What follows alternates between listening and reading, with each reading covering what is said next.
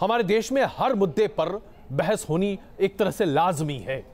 Triple तलाक पर supreme court ने 9 बेंच के जजों पर एक आदेश पारित किया, जिसे लेकर अल्पसंख्यक समाज अभी भी विरोध के स्वर बुलंद कर रहा है।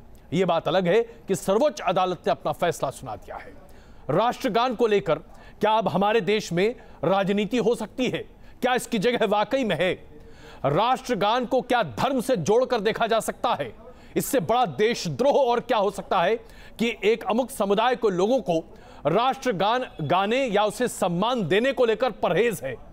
क्या देश से बड़ा धर्म हो सकता है? क्या संविधान जो धर्म की अनुयायी और उससे आजादी देता है, उससे बड़ा धर्म हो सकता है? यह सवाल है जो आज हमारे सामने खड़ा है, और वो सिर्फ इसलिए क्योंकि लखनऊ के हाई कोर्ट ने यह आदेश पारित किया है कि हर स्कूल में अगर बच्चे राष्ट्रगान गाते हैं तो उस पर कोई भी रोक नहीं लगाई जा सकती। और यह आदेश पारित किया योगी आदित्यनाथ की सरकार ने, और उसके बाद से बवाल मच रहा है। सवाल यह उठता है कि आखिरकार हमारे देश में रहने वाले लोग हिंदुस्तानी हैं या नहीं, और अगर नहीं हैं तो क्या उन्हें इस देश में रहने का कोई हक है? ये तो मैं नहीं समझता हूँ कि इस तरह का मतलब जो यूपी गवर्नमेंट ने जो दिया है इसको सही होना चाहिए। उसको प्रिसाइज नहीं किया जा सकता। राष्ट्रगान गाने पर तकरार, योगी के फरमान पर इलाहाबाद हाईकोर्ट की मुहर। मदरसों को नहीं मिली छूट तो अब उठने लगे विरोध के सुर। इलाहाबाद हाईकोर्ट ने मदरसों के लिए राष्ट्रगान गाना अनिवार्य किया तो बहस तेज हो गई है। कुछ लोग इसे मजहब विरोधी मान रहे हैं। अगर कोई ऐसी गीत आए, चाहे कोई भी गान हो, जिसमें अल्लाह के अलावा किसी और की पूजा करना होगा, तो मुझे लगता है कि मुसलमान कभी इस बात को मानेगा नहीं। ये आर्टिकल 30 के खिलाफ है।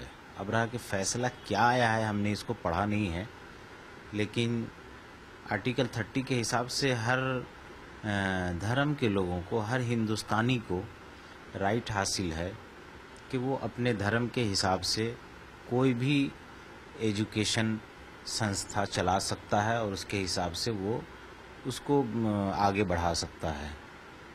तो ये तो मैं नहीं समझता हूँ कि इस तरह का मतलब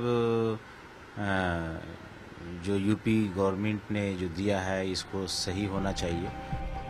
दरअसल अपने फैसले में इलाहाबाद हाईकोर्ट ने योगी सरकार के फरमान पर मुहर लगाई और मदरसों की ओर से सरकार के आदेश को चुनौती देने वाली याचिका खारिज कर दी। इलाहाबाद हाईकोर्ट ने कहा, राष्ट्रगान और तिरंगे का सम्मान संवैधानिक कर्तव्य है। जाति, धर्म और भाषा के आधार पर भेदभाव करना गलत है। जी, हमारी याचिका खारिज हो गई, लेकिन हमें इस बात का दुख है कि फंडामेंटल राइट जो फंडामेंटल ड्यूटी से ऊपर होता है, तो इस कोर्ट के आदेश से तो फंडामेंटल ड्यूटी 52A जो है फंडामेंटल राइट से ऊपर हो गया। देखिए, मैं समझता हूं कि जो लोग हाई कोर्ट गए थे उन्होंने अपनी बेवकूफ़ी का सबूत दिया था और उनको हाई कोर्ट जाना नहीं चाहिए था, क्योंकि जो राष्ट्रीय गान है उसका हर हिंदुस्तानी को, हर भारत में रहने वाले भारतीय को सम्मान करना चाहिए। भी हाई कोर्ट ने कहा है, उसको हम नेचुरली उसका वेलकम करते हैं। और 24 जनवरी 1950 से जब से कि जनगण मन को हमारा नेशनल एंथम डिक्लेयर गवर्नमेंट ने किया है, तब से लेकर आज तक हमारे यहाँ मदरसों में 26 जनवरी को भी और 15 अगस्त को भी नेशनल एंथम भी गाया जाता है, नेशनल फ्लैग होस्टिंग भी होती है। जाहिर है तेवर तल्ख हैं, लेकिन सवाल यह कि राष्ट्रगान देश का सम्मान और पहचान है तो उस पर इस तरह की तकरार कितनी वाजिब है। Team news nation. इससे ज्यादा गैर वाजिब बात और क्या हो सकती है? हम सब भारतीय पहले हैं। संविधान हमें भारतीय होने का यह अधिकार देता है, और शायद उसके बाद हम अपने धर्म की बात कर सकते हैं, क्योंकि ये आजादी संविधान के तहत हमें मिला है। लेकिन क्या आज हम धर्म को संविधान और देश के ऊपर ले जा सकते हैं? और अगर यही स्थिति है तो फिर हिंदुस्तान का अस्तित्व बचता ही क्या है?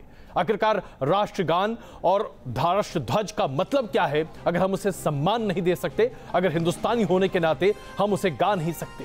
आखिरकार ऐसे कौन से वो हिंदुस्तानी हैं जिन्हें जन गण मन गाने में अवरोध हो सकता है? आखिरकार इसमें ऐसे कौन से शब्द हैं जो किसी भी व्यक्ति या किसी धर्म या किसी भी संप्रदाय के खिलाफ बातें करती हैं? ये देश के सम्मान की बात है, और क्या देश के सम्मान से बढ़कर भी कहीं कोई चीज हो सकती है? आइए अब आपको बताते हैं कि ऐसे राम रहीम के मुद्दे पर लगातार खबरें रोचक ही होती चली जा रही हैं।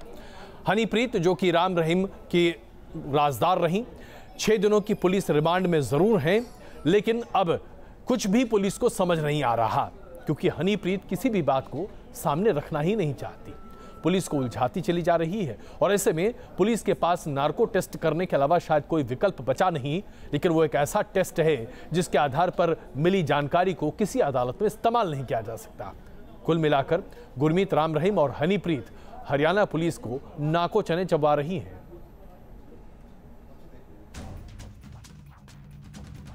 कुछ कबूली कुछ भूली। राम रहीम की सबसे बड़ी राजदार मानी जा रही हनीप्रीत से हरियाणा पुलिस की पूछताछ का सच कुछ यही है। पहले पंचकुला में उससे करीब 4.5 घंटे की पूछताछ हुई और फिर हनीप्रीत के ठिकाने की तलाश में हरियाणा पुलिस उसे लेकर बठिंडा पहुंच गई। लेकिन हनीप्रीत से पुलिस को कुछ खास हाथ नहीं लगा। बठिंडा में पुलिस स्टेशन में करीब आधे घंटे हनीप्रीत से पूछताछ की गई। फिर पुलिस हनीप्रीत को सुखदीप के उस घर लेकर गई जहां वो 4 दिनों तक छिपी थी। यहाँ उससे 2 घंटे तक सवाल जवाब हुआ, लेकिन हनीप्रीत ने पुलिस को कुछ नहीं बताया।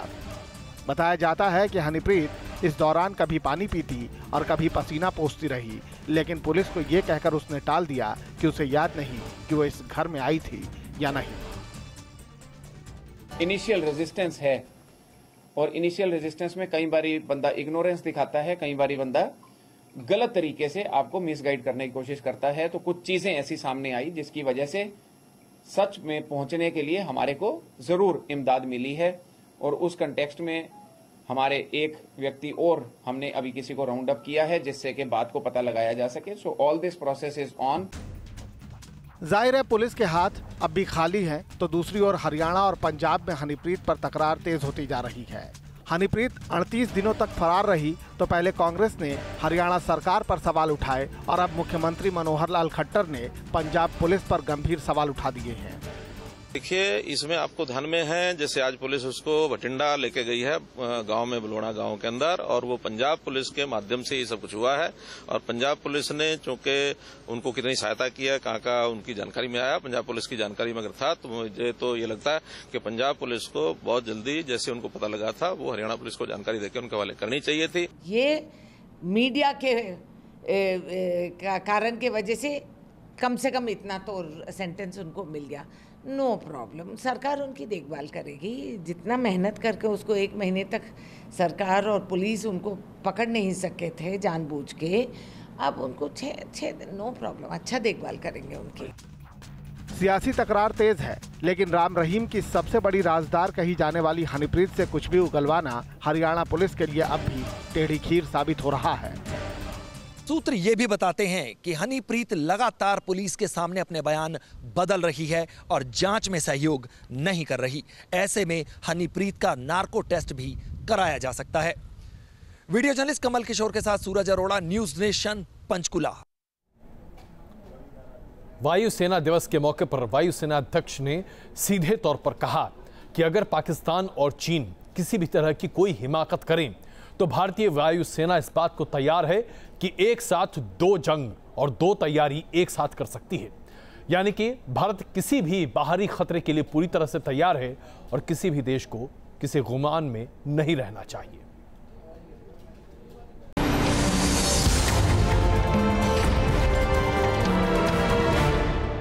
हमारे देश में हर मुद्दे पर बहस होनी एक तरह से लाजमी है। ट्रिपल तलाक पर सुप्रीम कोर्ट ने 9 बेंच के जजों पर एक आदेश पारित किया, जिसे लेकर अल्पसंख्यक समाज अभी भी विरोध के स्वर बुलंद कर रहा है। यह बात अलग है कि सर्वोच्च अदालत ने अपना फैसला सुना दिया है। राष्ट्रगान को लेकर क्या अब हमारे देश में राजनीति हो सकती है? क्या इसकी जगह वाकई में है? राष्ट्रगान को क्या धर्म से जोड़कर देखा जा सकता है? इससे बड़ा देशद्रोह और क्या हो सकता है कि एक अमुक समुदाय को, लोगों को राष्ट्रगान गाने या उसे सम्मान देने को लेकर परहेज है? क्या देश से बड़ा धर्म हो सकता है? क्या संविधान जो धर्म की अनुयायी और उससे आजादी देता है, उससे बड़ा धर्म हो सकता है? यह सवाल है जो आज हमारे सामने खड़ा है, और वो सिर्फ इसलिए क्योंकि लखनऊ के हाई कोर्ट ने यह आदेश पारित किया है कि हर स्कूल में अगर बच्चे राष्ट्रगान गाते हैं तो उस पर कोई भी रोक नहीं लगाई जा सकती। और यह आदेश पारित किया योगी आदित्यनाथ की सरकार ने। और उसके बाद से बवाल मच रहा है। सवाल यह उठता है कि आखिरकार हमारे देश में रहने वाले लोग हिंदुस्तानी हैं या नहीं, और अगर नहीं हैं तो क्या उन्हें इस देश में रहने का कोई हक है? ये तो मैं नहीं समझता हूँ कि इस तरह का मतलब जो यूपी गवर्नमेंट ने जो दिया है इसको सही होना चाहिए। उसको प्रिसाइज नहीं किया जा सकता। राष्ट्र तैयार है। साथ ही एयर चीफ मार्शल ने यह भी कहा है कि हमारी एयरफोर्स पड़ोसी मुल्क के परमाणु ठिकानों को न केवल लोकेट कर सकती है बल्कि पलक झपकते उसे तबाह भी कर सकती है। क्या आप चिंतित देश के वायुसेना अध्यक्ष के तौर पर देश को ये भरोसा दिला सकते हैं कि जरूरत पड़ने पर भारतीय वायुसेना पाकिस्तान को न्यूक्लियरली डिसआर्म करने की क्षमता रखती है? यदि हाँ, तो कितनी देर में? As far as Air Force is concerned, it is the ability to locate, fix and strike. That is not only with tactical nuclear weapons, it is with any target across the border.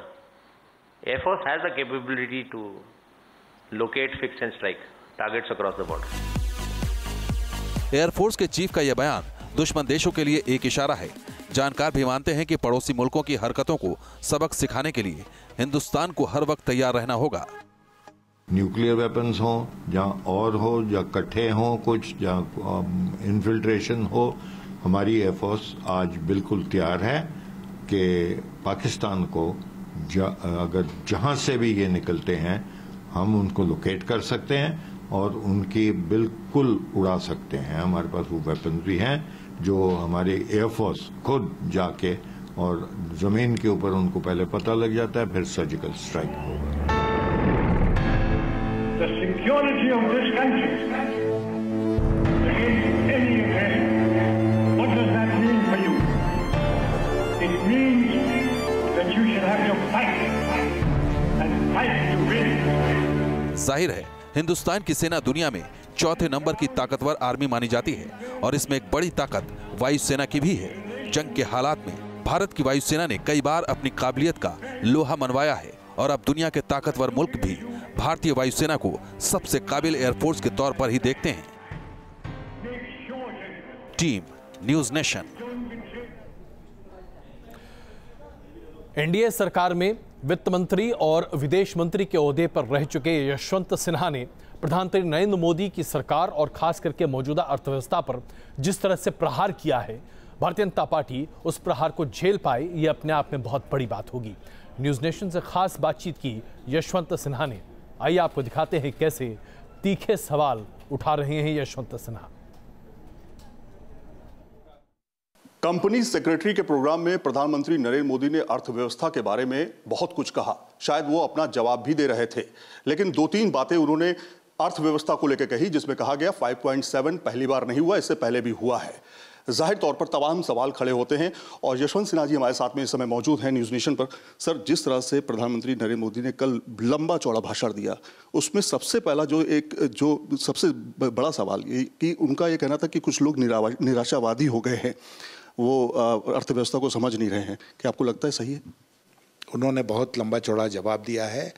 मैं बहुत आपको स्पष्ट कहना चाहता हूं कि मैंने नहीं सोचा था कि प्रधानमंत्री जी स्वयं ये जो डिबेट शुरू हुआ है उसमें वो भाग लेंगे और इतने मजबूती के साथ भाग लेंगे। अच्छी बात है कि वो शामिल हो गए। मैंने सोचा था कि फिर वो किसी राज्य मंत्री को खड़ा करेंगे और वो जवाब देगा सरकार की तरफ से, अगर कोई जवाब देने की बात है। लेकिन खैर, प्रधानमंत्री जी स्वयं इसमें आ गए और निराशा फैलाने की जो बात कर रहे हैं, तो निराशा तो फैली हुई है। जो चीज़ फैली हुई है उसको फैलाना क्या है? उससे उबरना है, उससे निकलना है। और हम जो प्रयास कर रहे हैं वो यही प्रयास कर रहे हैं कि उससे उबरे हम लोग। कि 2019 बिल्कुल करीब है, अब बहुत ज़्यादा टाइम नहीं है। क्या सरकार को आप जैसे बड़े नेताओं के सामने आकर के जवाब देना होगा, या यशवंत सिन्हा कभी चुप नहीं बैठेंगे अगर इस तरह की अर्थव्यवस्था रहेगी? नहीं, मैं तो बात कहता रहूँगा। मैंने ये तय किया है, मेरे स्वभाव में भी है कि मैं स्पष्टवादिता में विश्वास करता हूँ। तो मैं बोलूँगा, अगर कोई इस तरह का मुद्दा आएगा तो मैं अवश्य बोलूँगा, क्योंकि मैं ये मानता हूँ कि मेरा ये कर्तव्य है कि मैं लोगों के सामने इन मुद्दों को रखूँ, सरकार के सामने भी रखूँ, उनको भी मौका दूँ कि वो इसमें सुधार लाए। कुल मिलाकर के अर्थव्यवस्था पटरी पर नहीं है, ये बात सही है, लेकिन जो प्रधानमंत्री नरेंद्र मोदी ने कहा साफ तौर पर कि अर्थव्यवस्था पहली बार इस पटरी पर नहीं आई, इससे पहली कई बार ऐसा हो चुका है। अतुल राज के साथ सैयद आमिर हुसैन, न्यूज़ नेशन, दिल्ली। आप हवाई यात्रा करते हैं तो आपके लिए खबर बेहद ज़रूरी है, क्योंकि एयरपोर्ट पर जब आप अपने सामान को चेक इन करते हैं उस वक्त आपको इस बात का पूरा इत्मीनान होता है कि आपके बैग में से कहीं कोई चीज़ गायब नहीं हो सकती।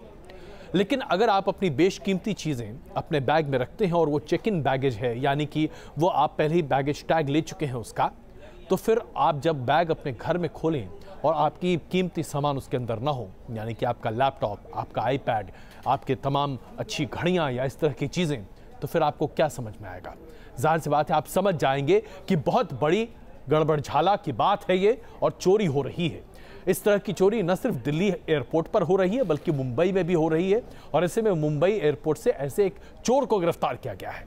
लेकिन सवाल ये उठता है कि क्या अब हर यात्री को इस बात का ध्यान रखना पड़ेगा फ्लाइट से उतरते ही कि मेरा बैग ठीक है या उसमें से चोरी हो गई है?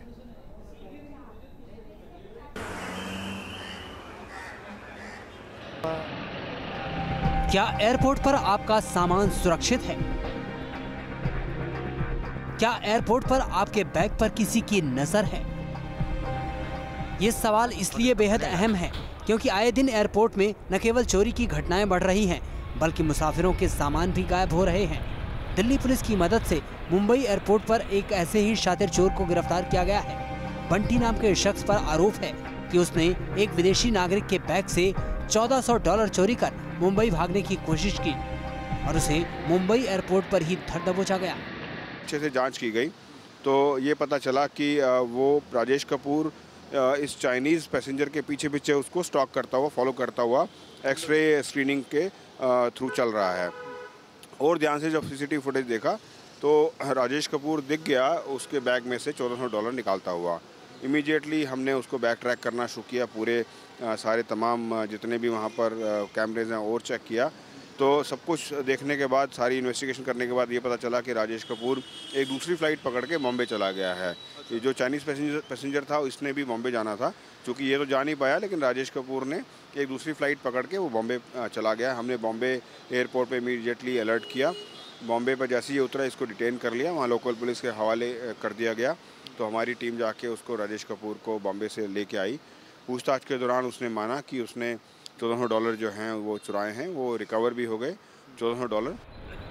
ये पहला मामला नहीं है, इससे पहले भी दिल्ली एयरपोर्ट पर मुसाफिरों के कीमती सामान गायब होने की कई घटनाएं हो चुकी हैं। 6 सितंबर 2017 को जेट एयरवेज की फ्लाइट 9W0017 सिंगापुर से दिल्ली के लिए उड़ान भरती है। इस विमान में दिल्ली के एक नामी बिजनेसमैन भी सफर कर रहे थे, लेकिन चेक इन बैगेज से नामी बिजनेसमैन का आईपैड गायब हो जाता है। घटना के 1 महीने बाद भी इस मामले में जांच का कोई नतीजा नहीं निकला है। एयरलाइंस की तरफ से भी अब तक इस बारे में कोई सटीक जानकारी नहीं दी गई। इस मामले की जानकारी DGCA को भी दी गई है, लेकिन नतीजा शिफर रहा। जब पैसेंजर घर पहुंच जाता है तो उसका सामान कुछ कम अगर उसको प्रतीत होता है तो पहले वो एयरलाइन को शिकायत दर्ज कराता है, वो पुलिस के पास बाद में आता है। हमारे पास जब वो आता है हम इमीडिएटली कार्रवाई शुरू कर देते हैं। बट पैसेंजर को पहले वो एयरलाइन से कोशिश करता है ये पता लगाने की कि अगर शायद लॉस्ट एंड फाउंड में उसको वहाँ एयरलाइन से ही सामान मिल जाए या एयरलाइन पे ही कोई ऐसा उसको वस्तु छूट गई है तो वो वहाँ से वो लेने की कोशिश करता है। जब वो पाता है कि वहाँ नहीं है या रिस्पांस नहीं मिलता तो वो पुलिस के पास आता है और हम लोग मुनासिब कार्रवाई उसी हिसाब से करते हैं जैसी ज़रूरी होती है। एयरपोर्ट पर हो रही चोरियों की घटनाओं पर न्यूज़ नेशन ने कुछ वक्त पहले नागरिक उड्डयन राज्य मंत्री जयंत सिन्हा से भी सवाल पूछा था। सेफ्टी का मुद्दा नहीं है, ये सिक्योरिटी का मुद्दा है या कोई क्रिमिनल मुद्दा है जिस पे कि कानूनी कार्रवाई होनी चाहिए, लेकिन उसका शिकायत करने का तरीका अलग है। और उसको जो भी सवारी हैं, पैसेंजर हैं जिनके साथ ये हुआ है, उनको मैं कहूँगा कि चाहे एयर सेवा का उपयोग करें या एयरपोर्ट पे जाकर पुलिस से जाकर बात करें और कहें कि इस प्रकार से चोरी हुई है और उस चोरी पे ज़रूर कानूनी कार्रवाई होनी चाहिए। एयरपोर्ट वो जगह होती है जो बेहद सुरक्षित मानी जाती है, लेकिन हकीकत ये है कि एयरपोर्ट में मुसाफिरों के सामानों पर सेंध लगातार लग रही है। सोशल मीडिया में भी ऐसे कई वीडियो वायरल हैं जो एयरपोर्ट में मुसाफिरों के सामान के साथ चोरी की घटनाओं की पोल खोल रहे हैं। Syed Aamir Hussain, news nation, Delhi. तो अगली बार फ्लाइट लेने से पहले और फ्लाइट से उतरने के बाद अपने सामान को तुरंत जांच लीजिएगा। पता चला आपका बेशकीमती सामान बीच रास्ते में ही गायब हो गया।